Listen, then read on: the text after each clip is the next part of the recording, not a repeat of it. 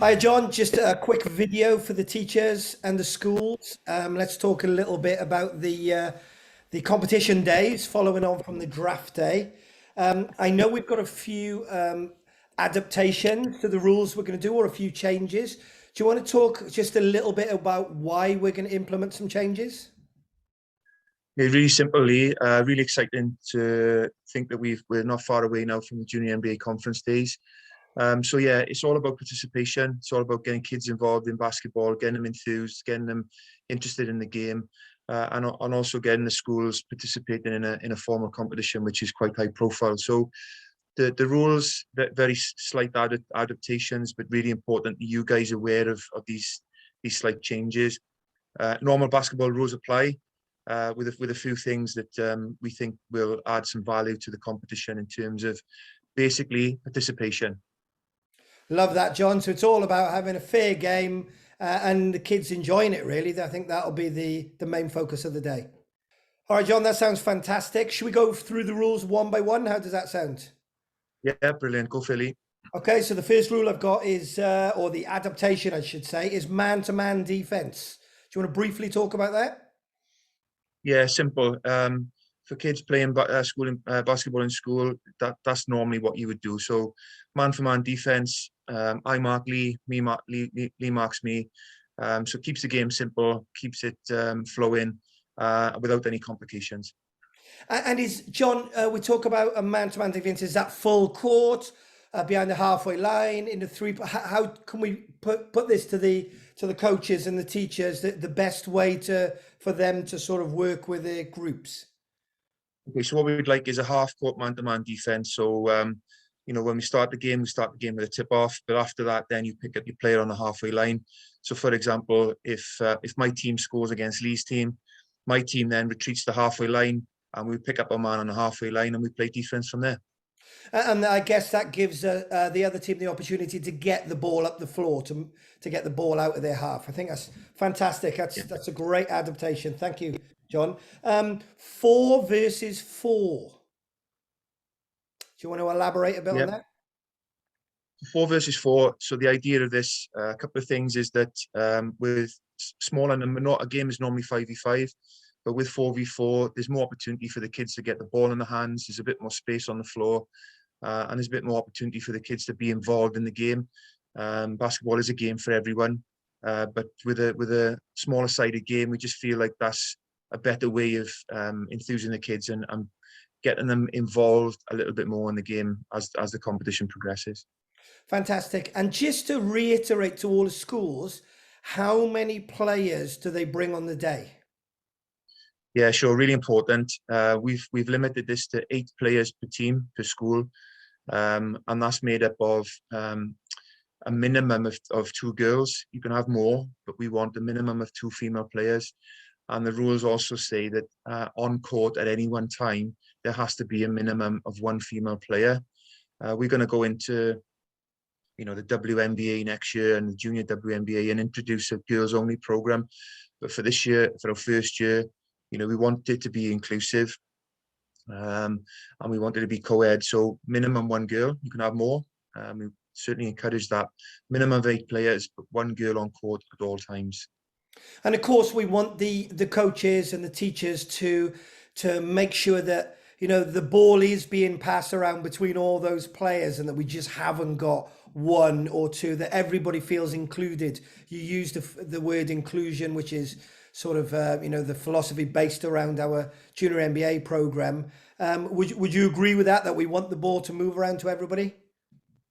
Yeah, absolutely. I think anyone who's involved in the club basketball will probably do the same. Is that when you've got kids, whether they're new to the game or whether they're a little bit more experienced and a little better, then you want everyone to be involved. So therefore, we'd encourage that you don't get 1 player hogging the ball all the time, going up and down the court, scoring all the points.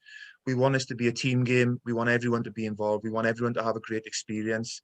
And the last thing we want is for someone to come and not touch the ball very often, and therefore not feel as part of the day as they should be. So it's about the team play, it's about being inclusive, and it's about getting everyone involved. So making sure that the experience is a massively enjoyable one. This sounds super exciting. I'm getting excited just talking about all the adaptations you've done. Sounds fantastic. Um, you've talked about 8 players. How does that work on the day for rotations, etc., subs? How does that all work? Okay, so we're formatting the game so it's a game of 4 quarters, 5 minutes per quarter. So fast games, quite short times. So what we want is we want 4 players on and 4 players off. So we want you to rotate your players in a situation where you have the first quarter, you have 4 players. The next quarter, you rotate for your next 4 players. And we want that rotation to continue throughout the game. So don't think of it as a half time, think of it as a 4 quarter game. And every quarter there has to be a rotation. So your 4 players are not sitting on a bench for any more than 1 quarter. So 1 quarter on, 1 quarter off, 1 quarter on, 1 quarter off. With regards to your rotations, you can change your rotations per game. So for example, if you've got 4 players in a rotation, that's the 4 players for that game. But the next game, you can change that rotation to a different rotation and 4 different players. So you can mix it up and you get different players playing with different players each game. But for a game, 4 players on, 4 players off, minimum of 1 female during that rotation. Okay, that sounds, there was a lot in that. So I just want to sort of make sure I've got a good understanding and that we've all got a good understanding. So in game one, we all play game one. I choose my almost like my 2 sets of 4. Is that correct? Yeah. Good. And then each quarter it is 4 on, 4 off. So everybody has an equal game. Basically, everyone's getting 10 minutes in that game. Yeah, which is great. They're getting half the time on the floor, and everyone gets to feel part of the team and part of the game. And I guess they get to gel with those other players they're on for that period as well. So, in the regular game of basketball, it's 1 on, 1 off, and it's, there's a lot of things to remember. But with this, you get to play with the same players per quarter. Yeah, exactly, and hopefully you can play with the rotations, you can prepare for your rotations beforehand. So we're hoping you get this video in advance so you can start thinking about who your players in your team are, who works well together, etc., and who you'd like to sort of get together and try different rotations. So per game, you have your 4, you stick with your 4. Next game, if you want to stay with the same 4s, that's absolutely fine. But if you want to change them up, you can change them for the next game, etc. But once you've got your 4 for a game, they stay in that 4. I think that's fantastic. I think that's something really to look forward to. I think the kids are going to love it. They're going to get to know who they're playing against. I think that's a great adaptation. That's well thought out by you and your team there, John. Do you want to talk about a shooting foul? So for those teachers or coaches who are not sure, if I'm dribbling down the court, I stop, I go to shoot and somebody jumps and lands on top of me. What happens in that instance when I go for a shot and I'm fouled?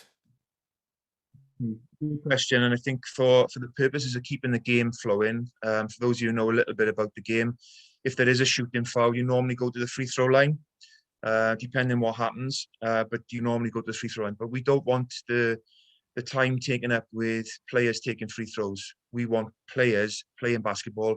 We want the ball in their hands. So what's going to happen is if there is a shooting foul, and there is that scenario, Lee, where I foul you and I end up landing on top of you, but also it can be quite subtle as well in terms of a touch of the arm as the player makes the shot. So that's also classed as a shooting foul. So what will happen is if there's a shooting foul and the basket's good, so i.e. the ball goes in the bucket, teams get 2 points and 1. So it's a 3-point play in effect, in which case the defensive team get the ball and the game continues. If there's a shooting foul and the shot is missed, the offensive team, the team with the ball, get 1 point, but they also retain possession on the end line. Okay, and that's good practice in our local league games, and it works well in terms of keeping the game flowing. And free throws are a great part of the game, but we don't feel it's important during the junior NBA because we want to just keep the games flowing. We want the kids to show us their skills, practice their skills, and be involved in game situations and not have the time taken up with free throws. So I hope that makes sense. Yeah, so just to try and put that into perspective again, if a basket is good, yeah, so that's they get 2 points plus one, so they got it's almost like scoring a three-pointer, Yeah, and then the other absolutely. Yeah, team gets the ball, and if they miss, they get 1 point, and then they get possession at the sideline. that's correct. That's correct. Yeah. Brilliant. That sounds easy to remember, and I think that'll keep the game flowing, as you said. What Yeah. about? I know that in the game of basketball there are team fouls. So if I make a foul, then you make a foul, and little Johnny makes a foul, and little Jesse makes a foul. Um, how many team fouls? How does it work with team fouls in your format? Okay. So each quarter, the team, if any team accumulates 4 or more team fouls, if there are fouls over, so fifth foul onwards, fifth, sixth, seventh, eighth foul during the quarter, then attracts 1 point to the opposition, wherever that foul may be. Okay, so you get 1 point for a shooting foul. But if there are 4 team fouls within a quarter, it's probably unlikely, to be honest, during this period of time. But you may very well come across it from time to time. But if there are more than 4 fouls, so fifth foul, sixth foul, seventh foul, it attracts a point to the team that's been fouled. So you've got to be really careful, and the coaches need to be savvy around that and making sure that their teams are playing fair, the teams are playing, good defense and not purposely fouling, because it's going to attract the points to the opposition if they do. Yeah, I think that's really important that the defensive fundamentals are sort of filtered through from the coaches and the teachers, so that we don't get sort of a scrappy game. Everybody understands, oh, if there's too many fouls, then those fouls have a consequence, and Yeah, ultimately absolutely. that leads on then through the pathway of their career if they choose to in basketball. So I think that's Yeah, fantastic. yeah, spot on. And in the game of basketball, I always see in America, it's like this. They're doing a funny sign. I believe it means timeout. Do you want to briefly talk about the timeouts in the junior NBA? Yeah, we thought about this long and hard. The games are only 5 minute periods, and we had initially put in that there was one timeout per game, but because of the time scales involved, we don't feel it's necessary to have a timeout during any period, because you're going to have 5 minutes on the floor, then you've got a break, which you've got a little bit of time to be able to speak to your players, and brief them and maybe correct a few things. So again, in the interest of keeping the game flowing, in the interest of not being too tactical, and taking up too much time, we want we've eradicated the timeout situation. So you'll have time in between quarters to be able to speak to the players and say whatever you need to say, motivate them, encourage them, make some tactical changes if you need to, etc. Or just have a little pep talk. But you've got that time within the periods. And as we know, seeing the basketball game, 5 minutes flies by. 5 minutes running clock because there's no stoppages. So 5 minute running clock is when you're playing on that court feels like 30 seconds. Sometimes it goes so fast, so fast. Yeah, and I think sorry, Lee, I just think it's important that during that time, you've got 4 players on for 5 minutes, which it does go fast, but 5 minutes in a fast-paced game is about right in terms of sort of everyone being able to touch the ball, get involved, play some defense, maybe get some shots off. It's enough time to be able to sort of get your teeth into the game, have a little rest, get the next 4 on, and then you're on again for the second period. So we think it's a good time scale, and we'll maybe come on to the amount of games in a minute, but there's plenty of time for everyone to be involved and enjoy. Yeah, sounds really exciting. Sounds like it's going to be fast and furious. I'm looking forward to it. And the last question I have for you is what I would call the what ifs. There's going to be a lot of coaches, teachers out there.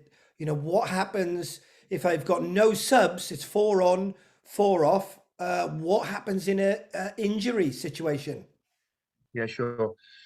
It's going to happen. It's bound to happen, I'm sure. So what we want you to do is, if you've got 4 on the court and you've got an injury, then inevitably you're going to have to fetch a player on.